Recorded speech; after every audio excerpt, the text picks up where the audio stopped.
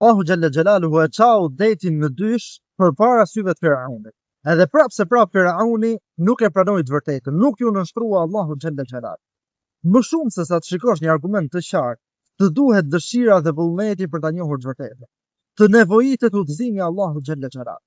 Andaj ti që shikon këtë video dhe ende thua që nuk ka argumente që tregojnë që feja islame është feja e vërtetë.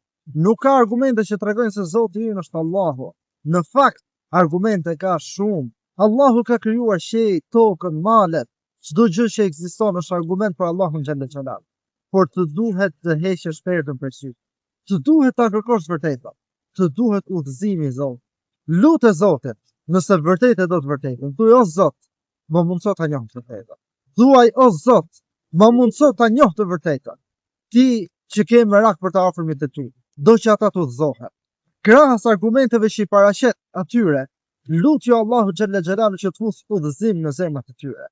Sepse nëse Allahu nuk fut udhëzim në zemrat e robërve, robërit nuk udhëzohen, sado të mëdhaja t'jenë argumentet. Ashtu si Firauni, që u çat deti në dysh përpara syve të tij dhe sërish nuk e pranoi Allahun xhalla xhelalu. Selam alejkum.